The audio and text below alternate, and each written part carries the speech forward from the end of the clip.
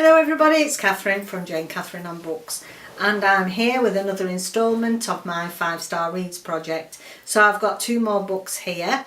For those of you that are not aware of this project, I've decided to do Books and Lala, all her 2017 5-star reads, and I'm really interested to see, obviously I'm I'm a lot older than Lala, and I want to see if I come up with similar star ratings or if there's a difference in age, country. You know, she's over in Canada, I'm in the UK. So I'm enjoying it so far. There's another 2 here for you, and yeah, it's really turning out to be an interesting project. So, Quiet Kind of Thunder by Sara Barnard, and this is a YA. I also read, I recommend this as well, not for the 5-star reads project, but I've already read this, Beautiful Broken Things, and that's by Sara Barnard, and really enjoyed that one too. So this is a YA, and the thing I noticed with Sara Barnard, is that I think she tackles some very important issues that are relevant to a YA audience, and I think she writes them in a way that's easy to understand, that is, how can we say, I think that it's pertinent, it's relevant to the understanding of her audience, and I think they are very thought-provoking. And whether you're somebody that's of a YA age group or an adult, older adult, more middle-aged adult as I am, I still think that they are beautiful books. In this particular one, we're looking at selective mutism. So we have Steffi, who has undergone some trauma in her earlier life, which has made her selective mute. And you do get to know a little bit more about this, because people just think, oh, pull yourself together, you're just not talking on purpose. And actually she can't help it. Often people that suffer with this, because of the trauma, they can't help, they do have issues that affects them being able to speak. And then we have the male protagonist in here, who's called Reese, and he's been deaf since birth. And so we're looking at 2 different issues here, which I found really interesting and really well done. So they meet each other at school, and they sort of grow closer together. There's a lovely friendship brewing inside this book between the 2 of them, and it's quite sweet. It's sweet young love, first love, but it's how they're coping with their disabilities and how they're managing to communicate with each other, and also the problems they have in the wider world, how they cope with issues with regards to their peers. Steffi has a lovely relationship with her best friend, and I think it's sort of tribute to Sara's writing that she has got this best friend that looks out for her, and it's very obvious that support mechanisms are really important to people who have got some disfigurement, disability, a physical problem here. And we use British Sign Language a lot in this book, and I loved that. I think it's important that the issue is raised about the use of BSL as it's known, and I think it'd be great that this topic's available in school. I think it's more and more people are learning this. I know my eldest son's girlfriend, she has worked with special needs, and she has been learning some sign language to be able to communicate with some of those children, and I think it's something really important to learn.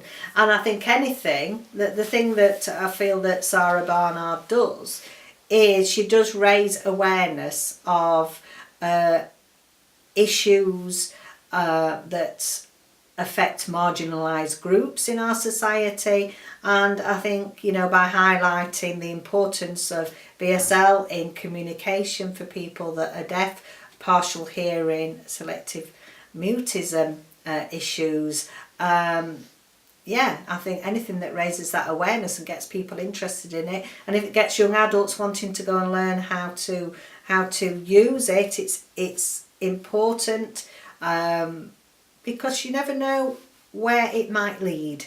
You know, it might lead to a whole new career and dealing with children or adults where this is another form of communication. So big tick there for that. I really enjoyed that promotion of it, I would say, in this book. Now, there are family dramas going on, and it's to be expected. Both of these young adults are a little bit not mollycoddled, but they are very well supported by their families, but perhaps they feel a little bit too well supported, a little bit too controlled. And I, being a parent, you can understand that they want to do the best by the children, they want to keep them safe, but they've also got to let them fly free and let them, you know, out into the big wide world. And so there are some issues around that, and it does raise awareness of the extra stress and drama for parents if they've got, you know, a young adult wanting to fly the nest that has got, you know, some physical, emotional issues. It's just sweet. Let's have a look if there's anything else. I think that she always writes sensitively, and from reading the reviews I do understand that people that have hard of hearing, deaf and mute issues have said that it's very well written, that it is very well represented, and I always think that's a good thing. She's obviously done her research well there. And yeah, I gave it 4.5 stars. Not quite a 5-star read for me. I think if you're a YA, if you're of that age group, I think that easily, you know, they would rate it as 5 stars. But for me, I'm reading it as an adult, and you know, between the 4 and 5 stars is very much down to my personal enjoyment of it and the overall feel of the book for me personally at my age. So I've rated it 4.5, but very easily would be a 5-star read for the target audience, if that sort of makes sense. So I think you need to give this book a go.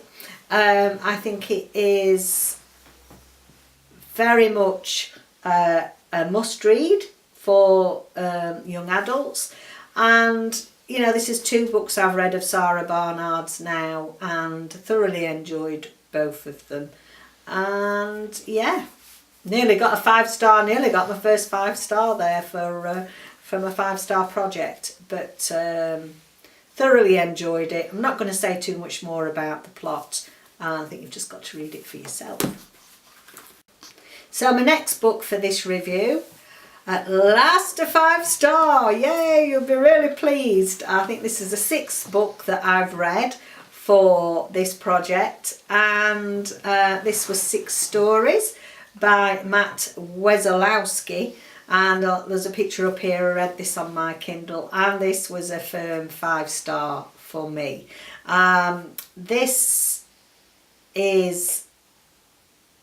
it's a bit of a mystery, and what is happening is that we're looking back into statements and things that happened around a murder that took place in 1997. It's based in the UK, and there's a place called Scarflaw. I'm just looking at my notes here and make sure I get it right. Scarflaw Fell, which is an activity camp, very much for scouts and similar groups that go there, do activities. sleep in dormitories, generally have fun. I know my boys used to go to Cubs and go away to similar things. So we're looking back on everything that happened in 1997 when one of the lads that went on to an activity break at Scarfclaw Fell was found dead, was found murdered. So we've got a split time narrative in this. We start with present day, which is 2017, and we've got an investigative journalist called Scott King, and he's doing a podcast series. He is a radio presenter that runs a podcast series looking at all sorts of different issues, and on this particular issue he's reinvestigating the murder that happened in 97, and so he's re-interviewing all the other people that were there at the time, all the kids that were there, young adults, shall we say, teenagers, and also the leaders of this group. And so we're starting to get a feel of what happened at that time, what happened during the period that this lad Tom was murdered. It's like a thriller. It's like a thriller via podcast. And I thought that I would find it difficult to get into because obviously podcast makes it quite relevant, quite fresh for today's audience. It's, podcasts are not all that old really, they're quite new. And I thought that would be a problem for me, but it wasn't. It really works. And so you get to know more what's happening, you get a feel for how everybody is now in 2017, and I just thought it was great. The characterizations are really well done. You don't necessarily like all the characters, but even if you don't like them, you can appreciate that the characters come to life, and you can associate with somebody that that's very similar. It was very difficult to put down. You've got to work out who the murderer is, and I thought I'd sort of guessed it, and I wasn't far wrong, but there was a twist, and I wasn't expecting the twist. And it's just riveting. I couldn't put it down. You just wanted to read on and see who the murderer was, what actually happened, and there's all sorts of emotions that come out here because some would say that this lad was goading other people to attack him or have a go at him. We've also got some representation of a young lad in here with, I'm not sure if he's got some sort of learning difficulties, and and also there's triggers for bullying in here. I do think this poor lad wasn't treated all that well by this gang of teenagers that was on this activity holiday. So that's very well represented in here, and you do feel the emotion. I did feel quite sad and upset that this is how he was treated. It's not overly a fast-paced book, so if you like it fast-paced, just be warned, but it's a fast read, if that makes sense. It's so interesting, you so want to know what was happening, you so want to know how Tom died, that you can't put it down. But it's a slow plot, it builds, but for me it works well because you've got great characters that keep the plot rolling.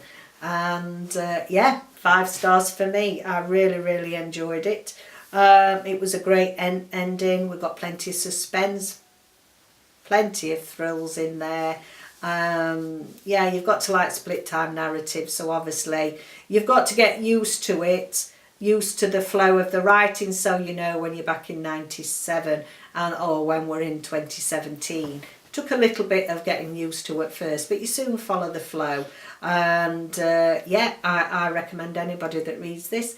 So, hooray! My first 5 star for my 5 star project. So I've got another 2 ready to be reading as soon as I can and let you know when I've read those. Take care for now. Bye.